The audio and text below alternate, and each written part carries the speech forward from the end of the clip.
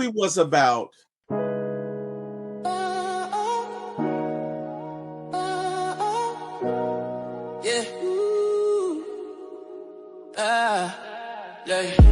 Lights, camera, action is going down. For my ATL movies, when we run this town with your host, T-Will, yeah, keeping it real. From the A to the screen, you can feel the thrill. Rolling with the classics, we're setting the pace.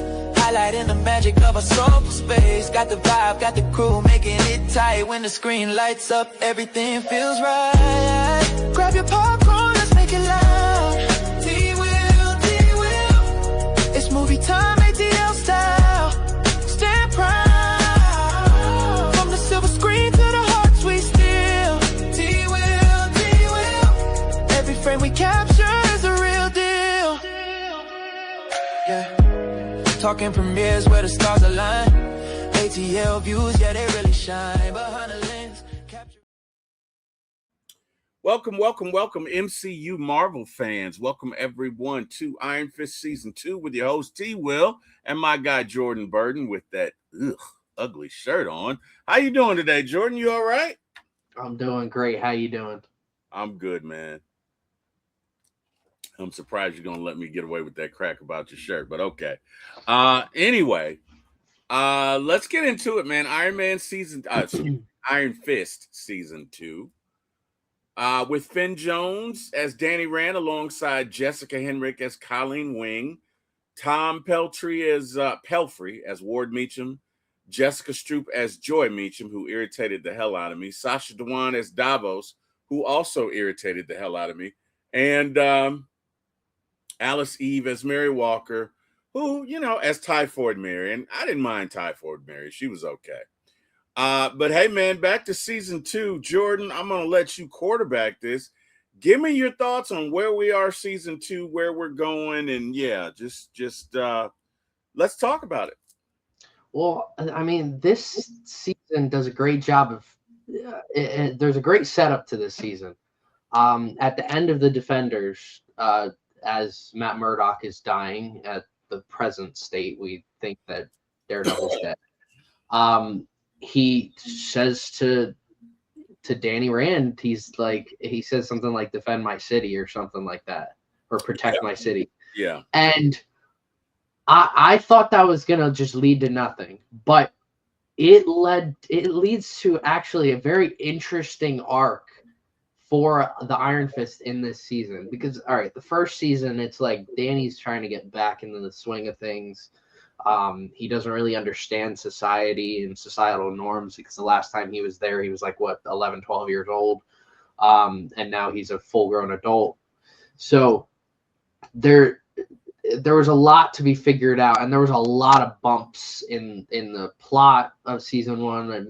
It made Danny just unlikable. Just because it seemed like everything he thought he was doing was right, and that actually bled into the Defenders.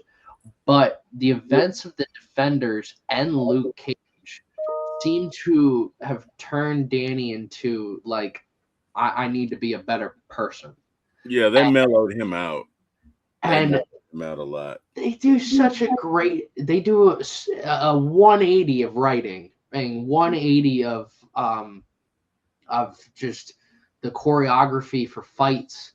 They even have a whole new sound guy. Like they completely just revamped the show for season 2, because everybody knew that season 1 wasn't very good. And they took some high risks for this season, and some that I don't really necessarily agree with. But they did. What are the risks that you think they? Well, all right. They in season 2, especially with how it starts. Okay, you start off where he's fighting organized crime, basically trying to take over for Daredevil. And I get it. It's like Daredevil's got big shoes to fill. Or Iron Fist has big shoes to fill in terms of Daredevil, but nobody's going to be Daredevil, and I think he needs to understand that. And that's another thing that like adds to that. He's still like a child at heart. He's just trying to look up to someone, and he realized that Daredevil. I mean, everybody looked up to Daredevil. So, the where this started, it seems like how it should end is Danny realizing like he needs to be his own person, and he needs to be Iron Fist, not the second coming of Daredevil, but be his own person. And they sort of go that route, I guess, when they go. I don't remember where they go. I think they go to China or Japan or I don't remember. I don't remember what country they end up going to. Him and Ward, but they go and like he's basically going to like find himself and find out who he can be now that he no longer has the Iron Fist powers. And the one issue I had is that it's not that Colleen has the Iron Fist, because I actually really like the fact that Colleen has the Iron Fist. I just was upset that Danny doesn't have it at all. And that was just a little frustrating. Mainly because this is season 2 of Iron Fist, and we're not getting anywhere. Like, it's season 2, and we've seen our hero trying to have performance issues in season 1 with the Iron Fist. The Defenders is really when he has it at his it's not a big deal. It happens to everybody, Jordan.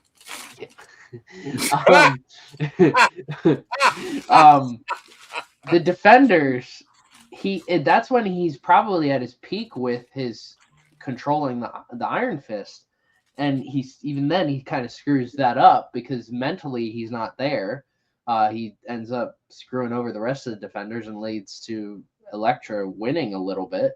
And then this season, it like continues from the Defenders, but then he loses it and he has to get sidelined.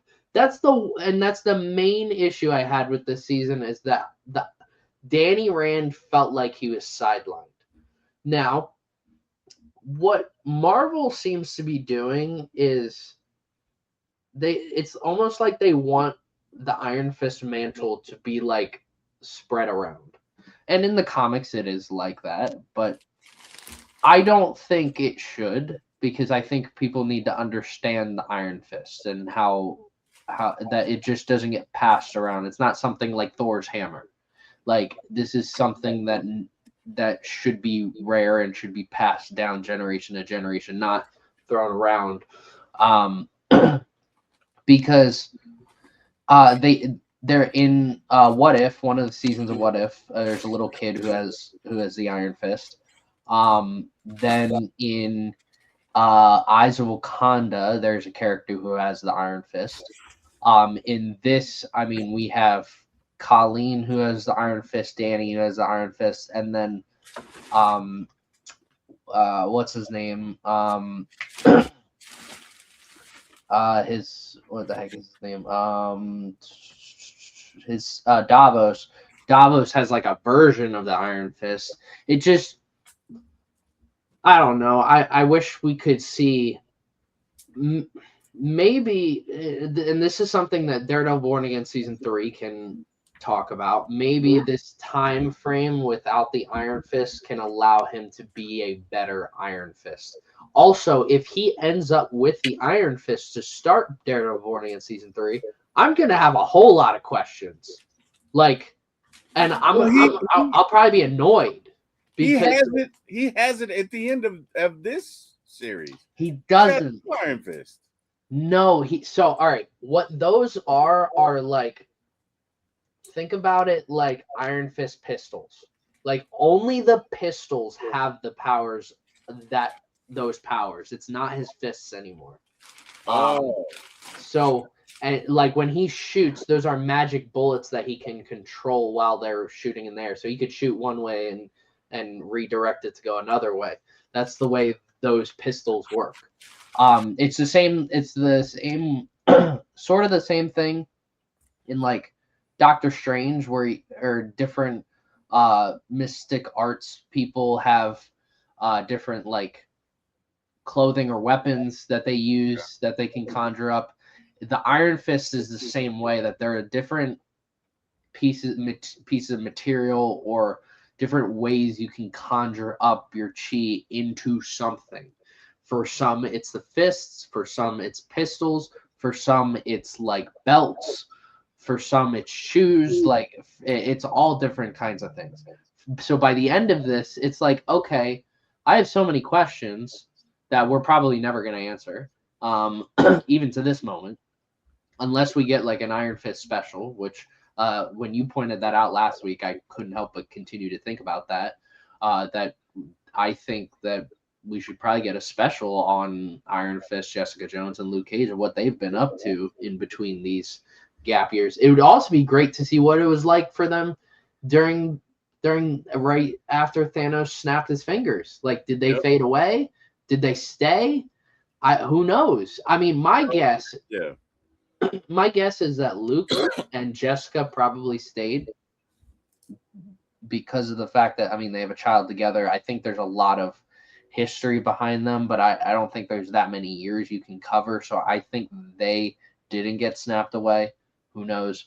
But like Danny, you could say he got snapped away. You could say Colleen got snapped away. So the Iron Fist needed to go somewhere. So it went back to Danny. Simple. Boom. Bob's your uncle. Call it. Just say it. Say that happened. Because I'm going to have so many questions. If he shows up in Daredevil Born Again Season 3 with the Iron Fist, I'm going to be like, all right, well, how did you get it back? That's going to be the biggest question I have. Well, I want to know what happened with Luke Cage as well. I mean, Luke Cage was, the boss of the underworld. Yeah. And how do we go from that to doing projects for the government and, and then what happened with Jessica Jones? Like, I mean, obviously you got together and y'all had a really good time and, you had your daughter. So, I mean, we definitely need an explanation of that. And the daughter that's named after him. So my guess is maybe Danny wasn't snapped away. Because, like, you don't just... Luke and Jessica aren't going to name their child after Danny after, what, Luke's met him twice? So they're not going to do that just out of... There's got to be some sort of, like, bond that Luke has to have. And for Jessica, too, to have, like imagine you go up to Kim and you're like, hey, I'm gonna name our son after my buddy, and like Kim's gonna be like, no, unless Kim knows this person, right? That's so there has to be some sort of relationship that the Defenders have, especially like when you do see Jessica and Matt talking to one another. It seems like they've talked more than just that one time in the Defenders. It seems like all the Defenders have been in connection with one another's after the Defenders. So, but yeah, getting to where this is, I mean, there's season 1 had a lot of intrigue because there was a lot of mystery, but that like subtly faded like halfway through. It's like all the intrigue went away. But there's more of like moral questioning in this season that I really enjoy. And while it's I think characters are trying to figure themselves out. That identity is the theme of this season. Because when it comes to the villain and when it comes to Walker, just having multiple personalities and trying to figure herself out. I like Danny. Walker. I also like Walker. I think Walker's a great villain, but I also think she should have probably been a Daredevil villain. But I like Danny's trying to figure out himself as the Iron Fist, and then Colleen is trying to find her own identity. She realizes that her ancestor was part of the Iron Fist. And I mean, there's Davos is struggling with his own identity, which is why he has to like makeshift his own identity into his own Iron Fist type thing. Ward is dealing with his own identity issues when it comes to addiction and trying to figure out who he is recovering from addiction and recovering from the events of season 1. So identity is the biggest theme of this season, and I will say I do enjoy this more than most of the Netflix series. Yeah, I didn't enjoy this one. I found really, to me, the only characters that were relatable were Ward, Meacham, and Typhoid Mary, which I don't know if that says more about me than anything, but the way that they talk, well, I've got to go out and I've I want to support the community, but I've got, like, they were I don't want to call them mustache twirling, but they came off as mustache twirling, especially Doc. Oh my God! Well, yeah. you must live up to the Iron Fist, and I'm going to go and cleanse this world. And shut up! Like, I did not like Davos. I really did not like Joy. And here's my bone to pick with Joy and the MCU.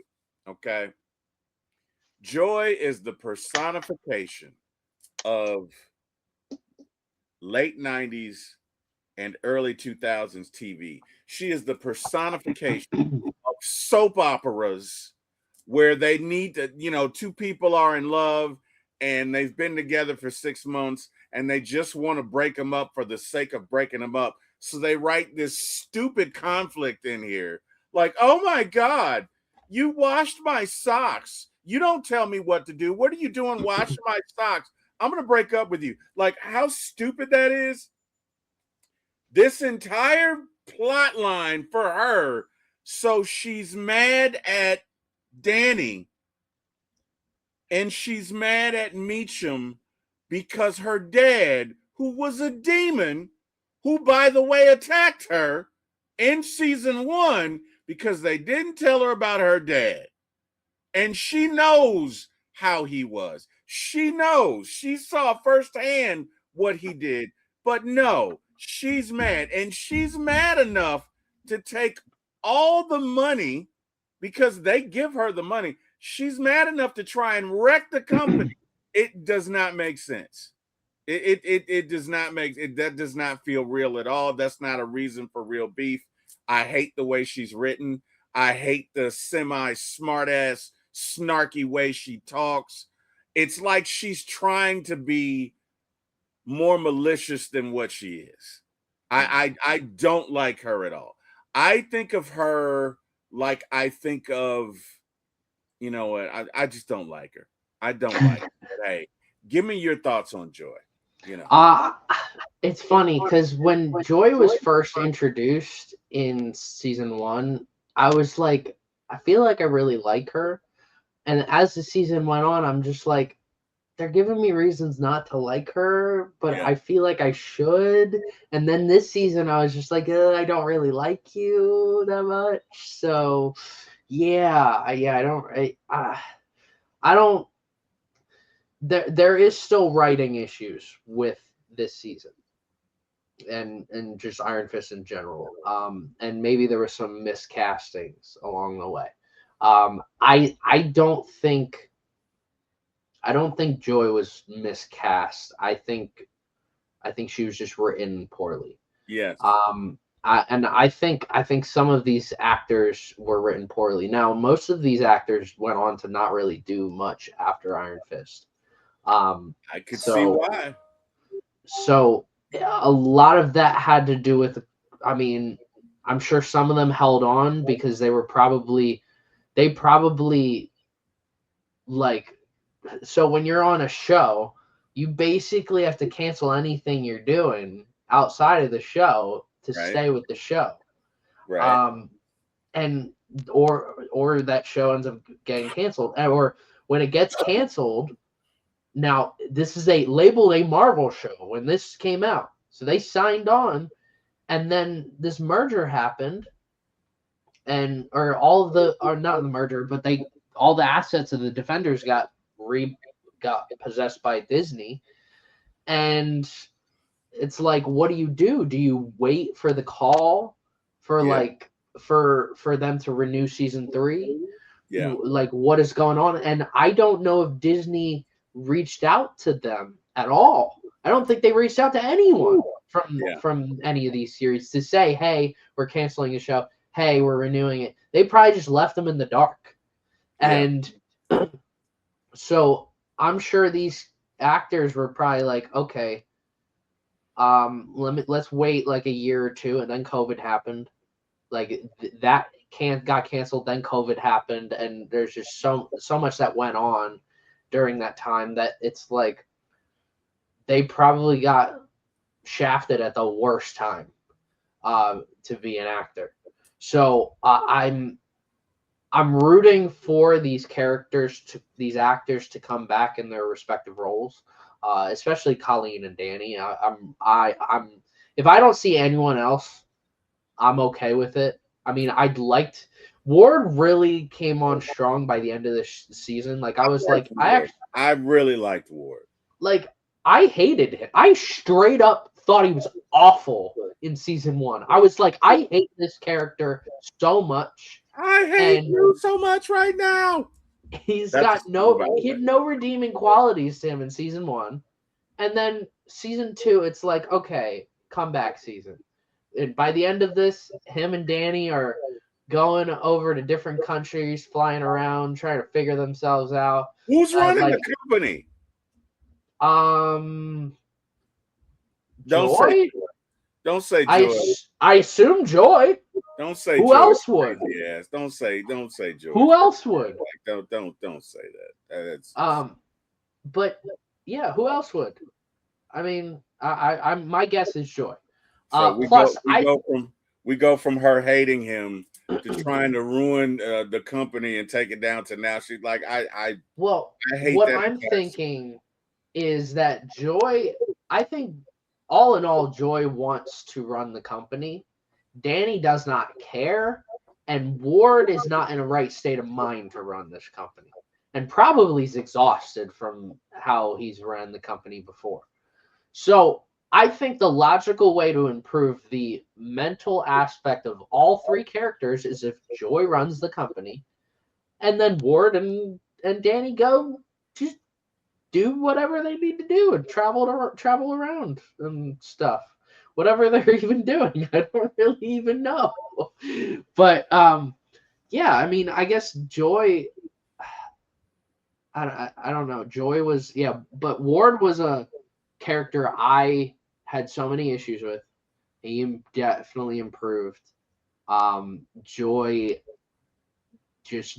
feels like the one character that did not improve at all from season 1 to season 2. I think every other character in this show improved from season 1 to season 2 except for Joy.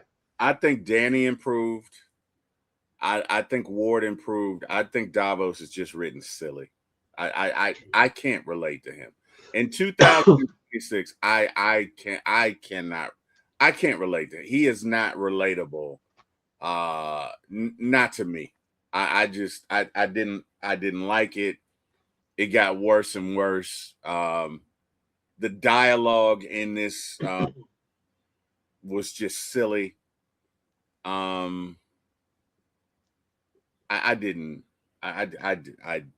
just didn't like it. So whatever. So yeah, that's fine. So again, for me, I don't like the dialogue in the movie. I don't like the way that the character's written. And to me, they just do silly things. Like, it's not believable that Joy would go that far. Like, to me, it feels like, okay, we don't have a villain here because I guess they knew Davos couldn't carry it. So we need to give him a partner. Oh, okay, let's write Joy in there. But again, this makes more sense if Daddy Meacham, okay, is let's say he's old and disabled and feeble and can't talk for himself, and they, for nefarious purposes keep him and try and steal the company under Joy. I could understand that would make sense. But the fact that she got so mad with him because he didn't want to sell and she did, or whatever, they were on different sides, that you now want to go to the fact that you want to take away Danny's powers. You want to, I mean, all you got to do is talk to Davos to see he's not all there, right? So I did not like the way they were written. Now, what I will say, the choreography is 100% better this season. The fight scenes, 100% better. I love the fight scenes. I love the choreography. I didn't have an issue with any of that. I did love it, but just to me, the plot was not real. I'm not gonna say not realistic. It's a comic book series, but it was I couldn't relate. Like it felt inorganic. It felt like this does not make sense. Even the fact that Danny was like, I can't carry this anymore, Colleen. Why don't you carry it? Like, I felt like you could have written that differently. I don't know. Yeah, I don't know how you, but that to me, I didn't like that. This is Iron Fist. This dude kicks ass. You mean to tell me you whooped a dragon's ass? You had to whoop a dragon's ass, and you can't handle being the Iron Fist in New York? And again, it's a similar plot with Luke Cage in season 2, where the precious, the power corrupts him, and he becomes angry. And even if you wanted to play with that, that's fine. But to get to the point to where you're just like, oh, Colleen, I need to carry it. Like, to me, that is weak sauce, man. That is weak as puppy piss, Jordan. I didn't like that. You tell me your thoughts on it. I didn't like that, bro. You tell me your thoughts. So, I like the fact that Colleen, I like Colleen's character a lot. Let me take a step back, because I do want to address Joy. If there's one thing that is written poorly this entire season, it doesn't make sense that Joy is reacting this way. Thank you. Thank you. Davos, I actually completely understand Davos, the character, why he's like the way he is. I understand his hate. I understand his hate for Danny, because his mom was just, for lack of a better word, an asshole. I'm sorry, Davos. Your mom's an asshole. Okay, she just, the stuff she says after, I can't believe you lost today. You're a failure. I'm so embarrassed. Like, what kind of mom are you? Like, what are you doing? What are you doing? I'm going to make you proud, Mom. I'd be like, hey, Mom, you can, whatever. Like, I don't know. Maybe it's me, but like, my mom would always encourage me, even when I did some dumb stuff. But you know what? My mom would always take the high road and be like, well, hey, like, I hated her, Jordan. I freaking hate it. Like, let me give you an example, right? My mom, God bless her soul. I got to be 9 years old, Jordan. I'm in 4th grade. And this is like, I think there's a movie, the No Good Terrible Day or something like that, or a book or something like that. But anyway, this was the personification of this book. Like, I woke up and I couldn't find my shoes and my pants were dirty.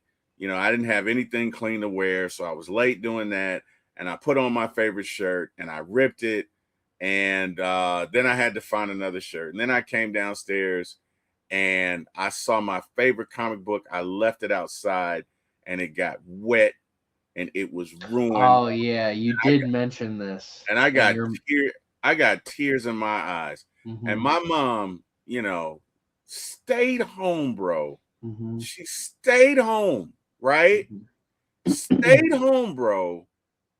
And ironed that comic book. And when I got home, it was dry.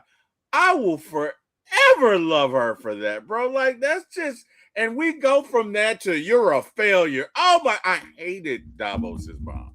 I hated her. I wanted to cut off her shoes so there are holes in the bottom I wanted to cut off all of the bottoms of her shoes because I hated her. Anyway, I've been talking way too much, bro. Go from there because I didn't mean to interrupt you, but I got to get this out. I hated her. I hated his mom, Jordan. Anyway, go ahead. I'm sorry. It's very, very specific. Now we know if anyone has their shoes cut off at the sole, we know. Oh yeah, it's Harry did that. It's yeah. I did it. Yeah. I think that goes to show the difference in upbringing between Danny and Davos. Yes. Is that Davos had so much pressure to become the Iron Fist, basically. He did. And Danny shows up and works hard to become the Iron Fist. That's very different. Like, one was raised to do it, the other was forced upon to do it. And I mean, that's where, like, I understand why Davos is the way he is. I understand, like, he is just not a part of society. His only life was to serve and become the Iron Fist or work for the Iron Fist. Right. And he just can't do that. So it feels like his whole purpose is gone. I mean, what purpose does he have now? Yeah, so he needs. It's again because he's not a part of society. He doesn't understand that there can be other purposes in life. You just can't go around killing people, Davos. Yes, and that's where he realizes his only way out is by either dying at the hands of the Iron Fist or becoming the Iron Fist. And Danny kind of deals with this in like, if you ever, I'm trying to think. There are some animated shows, I think, from all right, this is gonna be weird, a very niche reference. From Ben 10. Ben has the Omnitrix, which has all the for those who don't know, Ben 10 is a show where his 10-year-old boy gets an alien watch that allows him to become other aliens, 10 aliens specifically, and then he can scan more aliens as the show goes on. He grows older, but at one point he's getting attacked by people, and he realizes that his best option is to destroy the Omnitrix. That way nobody else can have it. That way this power can't ever fall into the wrong hands, and that he doesn't need to deal with that burden ever again.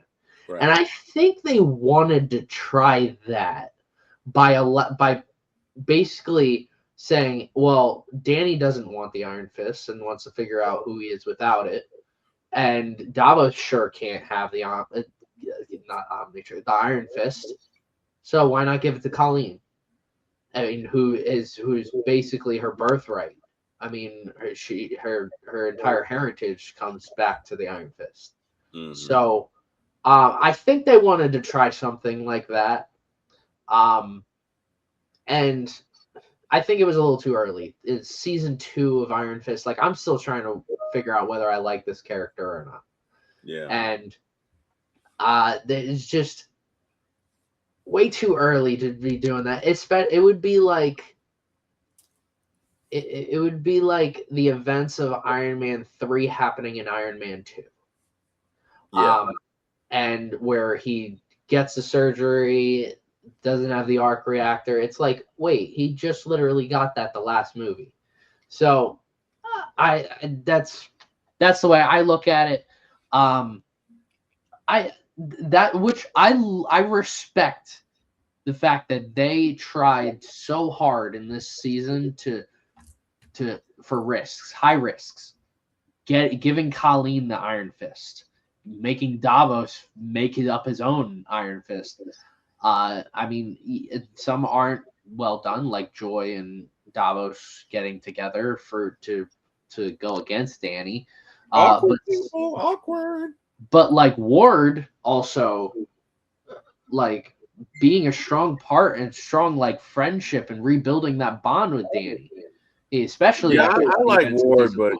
I like Ward, but I Dabo thought is if weird, man. Because when that hot chick comes in there and he's like, "I don't want you to take," bro, please he stop doesn't it. understand Oh society. my He doesn't god. Does he understand. understand biology?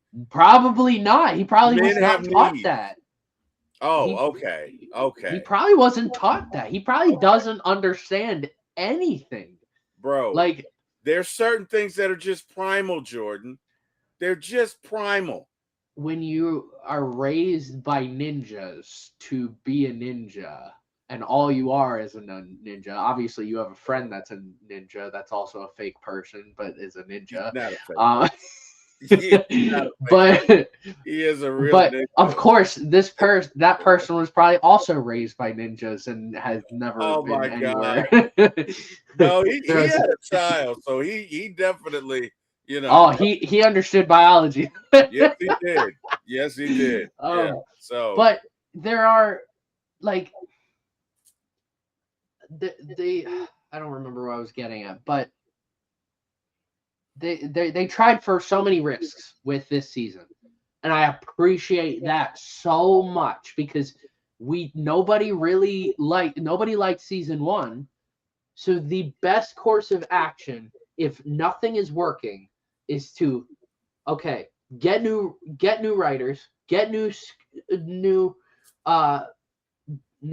choreographers, get new everything behind the scenes, rework the show, and try new things. And I really can appreciate when a show wants to do that because some shows just follow that same format for 10 seasons. And some will make those changes and they're so much worse. And I won't say that it got completely worse. I think there are some parts that didn't work, but I think there's a lot of parts that did work compared to season 1. that's where you and I disagree. But go ahead. So what worked for you? What worked for you? Well, I think overall, you're comparing the 2 seasons. The acting so much better than season 1. Season 1 was bad because there was times where the same dialogue that you heard out of like the way Danny would talk and stuff like that, it felt like I was getting hit with a train every time in every episode of season 1. And it was because he was just constantly like whining and complaining. And I'm just like, oh my God, shut up. And this season, we didn't get that. We got him. He's trying to figure himself out. And I understand that. Yes, the dialogue is better. It's not great, but it is way better than it was because I'd argue season 1 was probably the worst acting of any Marvel project, that of any season, of any movie, any show, any presentation, worst acting of any Marvel project. And season 2 was definitely a step up. Like I would put season 1 and Jessica Jones season 2 in the same category, but I would not put this in the same category as either of those 2 seasons. I would put this in the same conversation as Jessica Jones season 3, which I think was a slight improvement over season 2. But choreography, you and I both agree that's 120% better.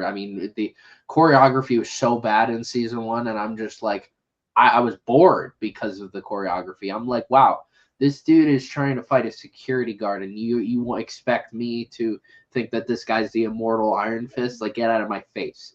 I think it's just the theme in general of identity. Like, I don't know if they understood what the theme was for season 1. I think they were just trying to find the grounds of the characters and stuff like that. I think it might have been identity, and trying to figure himself out. But even by the end of season 1, we're left off a cliffhanger where Kunlan is gone, and it's like, okay, what do these characters have to rely on? I felt like there was more questions that I had after season 1, and I didn't care about any of these characters for that to happen. But in season 2, like Ward, I actually started to care for, and I'm like, I never thought I'd like you at all, ever. Yeah, I like. Also, you and I both love Daredevil. Yep. And the first time you ever saw the first time you ever saw the Defenders, and you saw Daredevil die, how were you feeling? How were you feeling? Excuse me. I was crushed. Yeah. I was like, he didn't die. I was like, I didn't believe it. Mhm. I didn't believe he died. I didn't believe it. And they let you know, like at the end of it, he didn't die. So I was like, he didn't. Yeah. I was like, they're not going to kill Daredevil. Yeah. Like, but in the mindset of Danny, he's like, I got like, he's trying to help the city. He's trying. The one thing in season 1, all the Defenders love New York. All the Defenders love New York. Let's make that very clear. But Danny didn't care at all about New York in season 1. New York just was irrelevant to him. He wanted to go back to New York because that's where his family was. But otherwise, he didn't care about New York. right. But he is fighting in this season for New York and realizes that he wants to literally defend New York, or against any crime and anything that's going on. And that is where he finally took a step in the right direction, that it felt like he was the odd man out of the Defenders, but him doing this puts him back on track and with all 4 of the Defenders. Yeah, but it feels like he has no idea of the scope of what he's trying to do. Oh, it's like, even in this season, he even basically admits to himself that he can't be Daredevil. He needs to, and that's where we needed more time with this character to watch him grow, because this is a character, like Luke is a fully grown man. Okay, Jessica is a fully grown woman. Okay, these characters don't need to. They barely need to grow. Matt has grown enough. He's getting wiser. That's different, but he's already grown. Danny doesn't understand, like, again, society. I circle back to that. He doesn't understand anything because he lost so many years. And I'm so glad that he isn't like the rest of the Defenders, because otherwise this would be a completely different character, where, like, imagine if he was in New York and he didn't leave to go to Kunlun when he was like 11, 12 years old. He'd be a completely different person. And the way this character is done in seasons 1 and 2 is like, okay, he's a flawed individual. Oh, he's still childlike in the way he does certain things. But he's learning and he's growing. And in this season 1, he didn't do much growing. Season 1, he didn't do much growing. This season, he does a lot more growing, a lot more maturing than he did in season 1. And that's one thing I really like. Colleen is really the same character as season 1. I wouldn't say Colleen got better. I like Colleen. That's not saying Colleen is bad. Colleen is probably my favorite character of this entire show. Yeah. She's just so likable. And her getting the backstory of the Iron Fist, that adds, like, I already liked her before that. Like, you didn't, like, it's like, okay, here's a Ferrari. Thanks for the Ferrari. Oh, by the way, I got you 2 Ferraris. It's like, but you just gave me 1 Ferrari. Now you gave me 2. Okay, thanks. Like, I didn't need 2 Ferraris, but thanks. Colleen's just so likable, and the actress who plays her does a fantastic job. And, you know, I don't care too much for Misty Knight and her character. I love Misty Knight. I don't hate her. I don't dislike her character. I just don't like her character. It's just her character's there for me. No, I get it. But I like Colleen and hers dynamic. I love her and Colleen. Yeah, Daughters of the Dragon. Yeah. I'm glad they didn't do any sort of spinoff though, because I personally would not want to watch that at all. It felt like season 1 of Luke Cage, Missy was sort of that supporting character to Luke, and I just don't think I could watch her as a main role. You couldn't stomach it. No, I just don't. I don't know how that would have worked. In the same way that I don't think Echo worked. When we get to Echo, I have very odd opinions about the show Echo. There's certain characters that don't deserve their own spinoffs.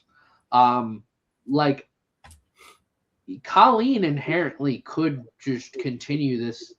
Could have continued this. Like if we got an Iron Fist season 3, we could have continued this story really smoothly, and she just. I feel like Colleen needs Misty Knight. I don't feel there's no one in this entire series to me that can carry a series by themselves. Like Danny to me is so rudderless that he needs an Obi-Wan. It's a shame Stick died, because I'd like to see the dynamic between he and Stick. Like he needs a main character that is firmly entrenched in the ground at what he wants to do, and basically Obi-Wan's him through season, because he's rudderless. I don't know. I'm trying. Like it gets old. It gets old. It gets old. But by the end of the season, he does go off, and like he's trying to figure that out, and that's where you have a point. I'm very curious to see where he is when we get to Daredevil Born Again season 3. Well, because I think he can do a lot of growing since then. If he's on that same ambiguous, like, I'm just gonna check out, bro. Like, you know what I mean? Okay, you went to Japan, you took your buddy with you. You know what I mean? So hopefully you found yourself. But I just, to me, he's so ambiguous and rudderless in this entire season. He's wishy-washy. And and you know what? You bring up a good point when you say that, mentally, emotionally, he's still a child. Yeah. And I get that. I did not think about that. It doesn't make it better, but I understand. I understand that part of it. There are times during this that this thing just lulls. Like it drags in places. So, funny, I enjoyed season 1 much better. Now, the choreography in this season, they got it right. The choreography in season 1 sucked. But outside of that, what I liked in season 1, I liked Old Man Mitchum because he was just evil and you hated him. But he was consistent. You know what I mean? So I could appreciate him as an antagonist. Davos just kind of feels like even he feels ambiguous because he's evolving and he's basically a kid and he doesn't know what he wants to do. You know what I mean? He's going to go to the neighborhood guy who, is not supporting crime and kill him because he rejects Davos's protection. So now you're going to kill the, like, oh my God. And I know they were going for the absolute power corrupts absolutely. Like, I get that, but I didn't like that. But whatever, man. Another aspect I do want to talk about is Typhoid Mary. I like her. I like the character. I just felt like she was, even though thematically, like I was going with the theme, thematically she makes total sense. It's just she seems like and in the comics she is a Daredevil villain. Like she seems like someone that would easily be able to push into a Daredevil narrative. Like if I was doing Daredevil Born Again season 2, I would have probably thrown in Typhoid Mary somewhere in there. I mean, there's a lot of psychological aspects of Daredevil. I think once you hit Daredevil season 3, the psychology becomes a serious stepping stone for the show, and a lot of it, like you point at Bullseye and his psychology, Daredevil and his psychology between religion and his crime fighting, right? And like there's so many, and you bring a literal psychologist into Born Again season 2. I think it totally would have fit with her being there. So I understand why she was in this. I also think this gives Typhoid Mary's clearly seen a lot when in terms of like being in war and being in the military. And so she's seen a lot of things that Danny has not. And that's where I maybe we could have written it a little bit better to like educate Danny, and sort of like the rooftop scene between Daredevil and the Punisher. I would have liked to have seen something like that between Typhoid Mary and Danny. But them just relating to one another in terms of just having conversations where she's not Typhoid Mary, she's just I forget her different personas. But like when she's just Mary, like she's just her normal self, and she's talking with Danny, she's like a child in a way, and that's what Danny relates to. Danny sees that, and he sees this nice person and relates to that. Well, so, I think she is I think Mary Walker is the base personality. Yeah. I think the other one is the one that came out of the trauma, because she says that she was assaulted. Yes. Right. Yes. And seen her entire team killed. And so her brain probably had to come up with this docile personality as a way of dealing with it. Right. But what's interesting and what I like about it is in the end, when she goes to Joy and she says, yeah, there's a third personality that's worse, way worse than me. And that interested me because I'm like, oh, wow. Okay. And you don't know about her. And this was the one thing that got right with Joy. So Joy says, well, I just want to get my life back. Am I not going to be able to get my life back? And Mary goes, you know, Joy, that's the one thing I love about you is your sense of humor. Like the way she says it is like, you don't even have a choice. You know what I mean? Like, get down or lay down. And that's the one good thing that Joy did this entire series, because she sucked. But anyway, go ahead, man. I didn't mean to cut you off. I wanted to get that out there. But she's such a well done character. It didn't really fit in this show. Exactly. And I don't think it had I get a different vibe from her. Like I think if she was in any season of Luke Cage, I think she would have fit totally perfect with Jessica Jones. She would have been incredible going up against Jessica Jones. Honestly, I think about it now, I don't know why they didn't do that. If you weren't going to make her a Daredevil villain, because in the comics, like I said, she's a Daredevil villain. Well, he, in the comics, is a Daredevil villain. You could have made her a Jessica Jones villain, and they could have played with that narrative so well. And that's one thing I felt like we were missing with Jessica Jones season 2, was it felt like we didn't have much action. We really could have increased the action if we got Typhoid Mary. And the trauma, like we could have seen Jessica Jones dealing with trauma, would have been the theme of that season, and facing our trauma. And that's how Jessica could have dealt with her mom, and we could have gotten Typhoid Mary. just put me in the writer's room right now. Like that's, I mean, it would have made total sense. I understand it, but it just felt like a cookie cutter theme of identity. But at least we have a theme because season 1 we really did. Season 2, it's like, okay, we need a theme.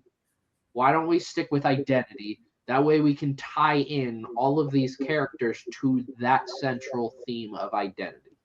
And that's one thing a lot of movies that have a lot of different villains, they have a huge problem where there's not really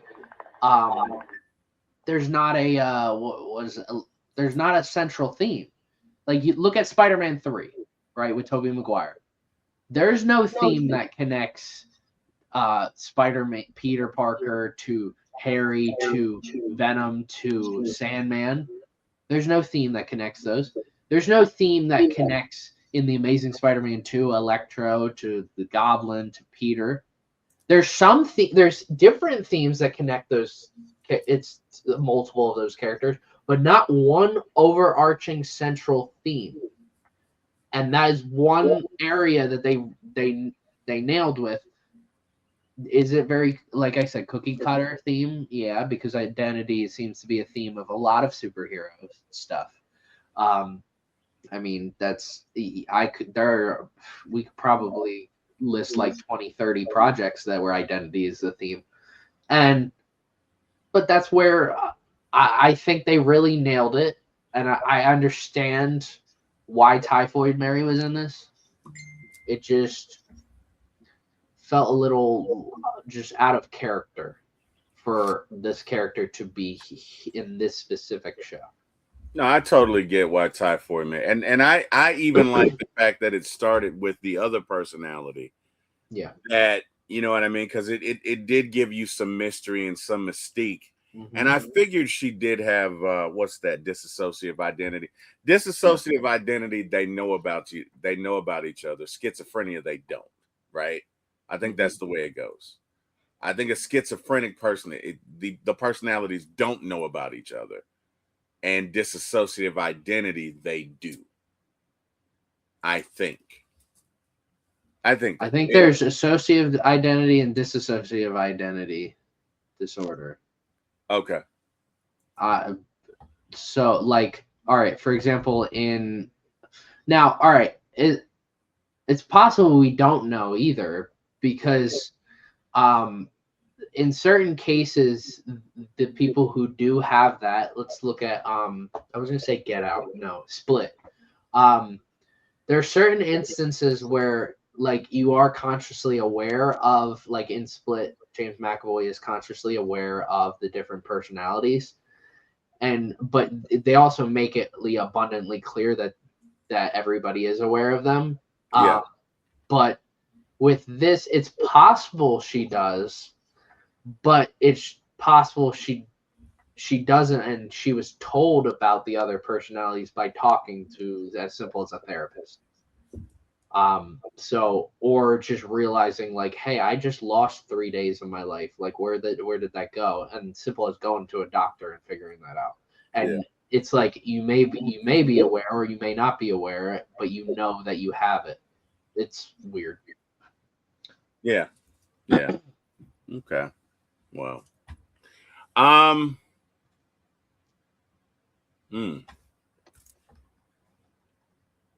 Yeah, so for me, favorite moments, one of them has to be when Davos kicks the you know what out of Joy. Like I shouldn't have liked that. I don't advocate hitting women, but I'm gonna be with everything she did, bro. I gotta admit, I laughed, bro. I when he kicked her, because he kicked the crap out of her, and I laughed, bro. I couldn't I hated her. Because what she did was so evil, bro. You're gonna steal Danny's power, and then you're gonna come over to his place like, yes, I did it, and you need to know. Like I hated her. So I enjoyed when Davos kicked you know what out of her. I really did. I did enjoy that. What else did I enjoy in this godforsaken series? I thought when Colleen gets her power, what she have, like a lime green, kind of like a bluish green fist or whatever. Well, she technically has a white. It's technically white. That's what they're calling it. Okay. But yeah, I agree with you. It's sort of like a light. Yeah, I guess it's white. That's what I've been told. Yeah, it looked cool. And Yeah. then as she's fighting him, she's able to illuminate the sword as well with her power. Yeah, I that's thought cool. that was kind of cool. I like that. I love the fight sequences. The kid, the one kid that really wasn't bad, that was hanging with the bad ones, that ends up getting killed. Mhm. I didn't like that, but I saw that coming a mile away. Like as soon as he's talking to, because the one guy he was talking to was like a true believer. So everything Davos said, he was taking it in like, no, Davos is right, and da da da da da. So as he's talking to him, and I'm talking probably episode 9, almost episode 10, where they're outside fighting, and Danny is fighting Davos inside whatever cultural center they're in, and Colleen is taking them outside in the parking lot, and I don't know. I think she stepped away or something, and the kid's like, "Hey, so and so," and he walks up on him and just stabbed him. And I was like, "Man, I like that dude. I hate that they killed him. I understood it. Mhm. But yeah, if I'm Colleen there, the kid that stabbed him, I'd probably break his arm. Like I'm probably going like, I'm not gonna kill you, but you're going to remember this day, right? You're gonna get a little bit more than everybody else did. Mhm. Because you stabbed him like 5 times. You gutted him like a pig. So not that I'm trying to get some get back, but you need to understand the repercussions of your actions. So I might have knocked the rest of them out, but him, I would have broke his arm and broke his leg. But I'm interested to hear your thoughts. If you're Colleen, you know what I mean, and you're cool with this guy, and this guy gets gutted like a fish, right? And I understand why she did it, because he's a kid and she figures he doesn't know what he's doing. But whatever, I'm not from that, man. I'm from the spare the rod, spoil the child. I'd have broke his arm and leg. But if you're in that situation, if you're Colleen, are you going to do what she did? Are you going to extend him some mercy and just knock him out? Or are you going to inflict some justice? Like, give me your thoughts. Sometimes I don't say this much, but sometimes even if you got superpowers, it's okay to call the police. like you don't. It's like this dude killed them. Maybe, just maybe. I mean, you could go and kill this dude and inflict justice. I wouldn't have killed him. Go ahead. But I wouldn't have killed him either. I also wouldn't have. I wouldn't. I would have. Sometimes the worst crime is being locked up in jail for he still would have gone to jail. He still would have gone to jail, but he'd had a broken arm. Like he would have remembered that day. Like I'm gonna tell you what would have happened. He would have needed pins in his arm and pins in his leg. I'm saying I'm not joking. Because, bro, I guess again, I got a weakness for kids, man. I don't like it when they kill kids. I just don't. And the way that they treat him, man, they gutted him like a fish, Jordan. Like he stabbed him like 5-6 times. And bro, I felt so bad, and I'm like, oh man. So I felt like in that moment, like, just knocking him out was not enough. He needed a reminder of that day, right? You make them remember forever the night they played the Titans. Like he would have. I'm sorry. He would have had pins in his arm and pins in his leg. I love that movie. He would have walked with a limp for the rest of his life and been like, you know what? I shouldn't have killed him.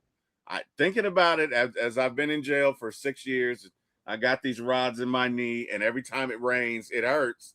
You know what I mean? He would regret it. That's what I would have done. But again, I'm not saying I agree with the Punisher. I wouldn't have killed him for that. But he would, you know what I mean? Mm-hmm.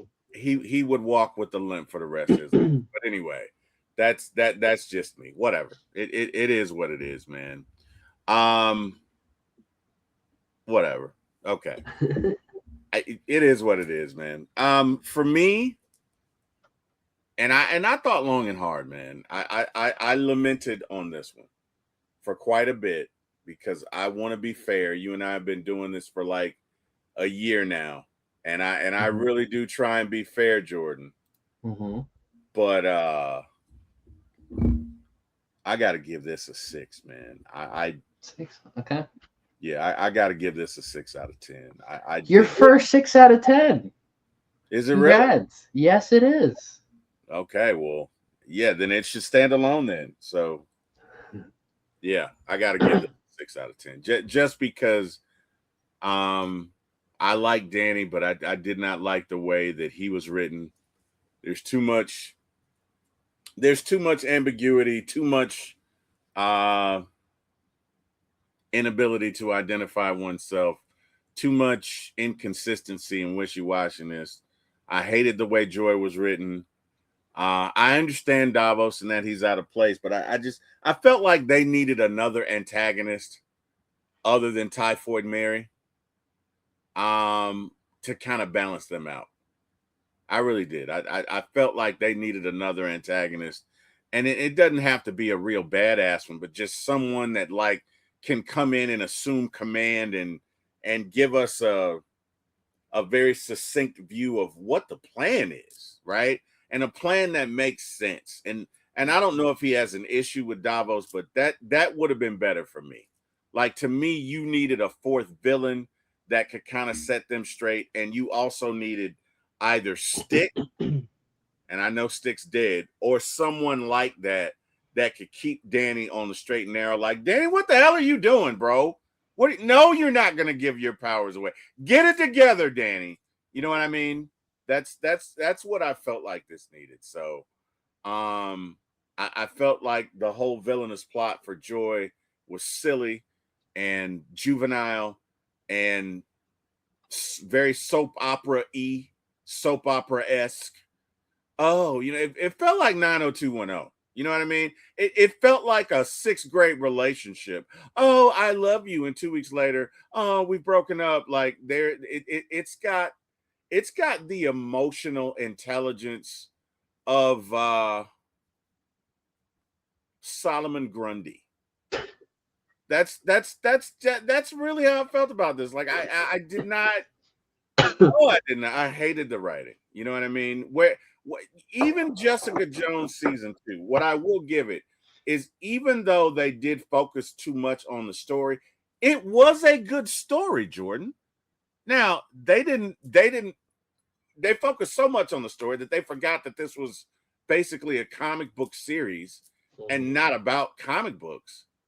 But it was not a bad story, Jessica Jones season 2. I mean, you could, you either love it or hate it. And I understand if you don't like the fact that, Trish killed Jessica's mom.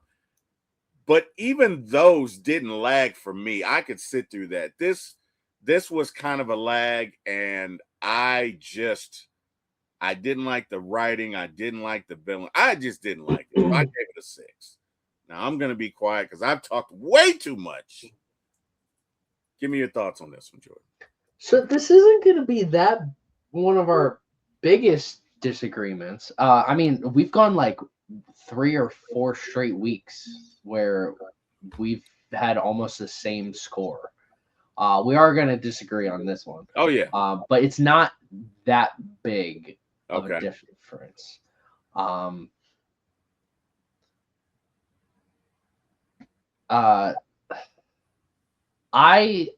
liked it. Like I said, I don't know if I said this at the beginning or right before the stream, I felt like this was the most balanced season of all the Defenders outside of Daredevil and the Punisher, in terms of just the story, the choreography, just in general everything just going on. It felt like it was more straightforward of a narrative. There was, I felt like I understood what was going on, and there was a balance of action and story. Um, and also considering the comeback of season one, in my opinion, was worse. Um, and I mean, in the majority of critics' opinions, is also worse. Um, I liked it. There was the beginning and end of the season were the best parts of the show. In between, it got a little wishy washy. This was also when they figured out that they were going to cancel all the Netflix series. So my guess is that's why this is only 10 episodes. So my guess is that they were like, all right, let's figure it out. Where are these characters at now? What do we want to get at? So they knew what the beginning and end was. It just came down to what was going to be in the middle. And that's where the issue was. And Joy, yeah, I don't like Joy. I think Joy was the worst character, but there are some great characters too. Like the Typhoid Mary is fantastic. Yeah, Colleen's fantastic. We have Daughters of the Dragon episode. Like, I like the way that this season is done. Yeah. For me, I gave it a 7.5 out of 10. It's my lowest 7.5 out of 10. I have it below Amazing Spider-Man. And I have it just above Ant-Man. So yeah, I give it 7.5 out of 10. Yeah, I mean I enjoyed it. Like if you asked me, would I go back and watch season 1 of Iron Fist? Some episodes. Would I go back and watch season 2? Yeah, I probably would. It's not something that like I will regularly be like, hey, oh yeah, I really want to watch season 2 of Iron Fist. But when Daredevil Born Again season 3 comes out, I'm probably gonna watch like the best hits of Luke Cage, Jessica Jones, and Iron Fist. And in my opinion, a lot of the best hits for Iron Fist were in season 2. Okay, that's fair. That's fair. I'm the you know.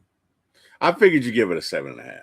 So that's about on brand. But okay, well, now that one's in the books, what are we doing next, Jordan? What's our next one? Next up is one of the greatest seasons, one of the greatest projects of Marvel. That is Daredevil season 3. Now that one I might watch again. I watched that probably a month and a half ago now, but I might watch that one again. That was good. I gotta say, before Daredevil Born Again, that was the best Daredevil. I mean that, and it was good from start to finish, and it just got better and better and better. So, yeah, I definitely will watch that. Now, when are we doing this one, Jordan? Well, I will be on vacation, so You deserve it. Yes, so we will be back not next week, but sometime the following week. Okay. Yeah, we'll discuss that later. We'll figure it out. In the meantime, I will be traveling the world, trying to become the Iron Fist and find the Iron Fist. Hopefully, I'm a better actor than Danny Rand. Stay away from Davos. I'll just sit on Davos. I won't be able to move. Or better yet, since it's just I totally want Deadpool to meet one of the Iron Fists in Doomsday or Secret Wars to say the same exact line that he says in Deadpool 2, where he's like, so is it the fist that glows or does it go all the way up to the elbow? I want him to just say that. Do it one time for me, because that would be incredible. Because yeah, if I would, I mean, all you gotta do is grab a sword and cut off his fist, and then boom, there it's gone. Yeah, random, I know. But yeah, I will be traveling the world. I'll be going to the Basketball Hall of Fame the week of eventually. But I'll be traveling a lot more places. But eventually I'll go to the Basketball Hall of Fame. So that'll be fun. Well, that is awesome. and you definitely deserve your vacation. I know you've been working hard and getting after it, bro. So enjoy yourself, enjoy your vacation, be safe, and hey, man, can't wait to come back here and get into Daredevil season 3. That was really a treat. That was a maybe one of the best. You could argue, other than Born Again, probably the best Marvel live action series work ever is Daredevil. So can't wait to get into that. To those of you who joined us, we appreciate it. We thank you guys. We love talking this with you, and we will see you next week. You guys be safe. Have a great weekend, and peace, 2 fingers. Night, everybody. This movie was about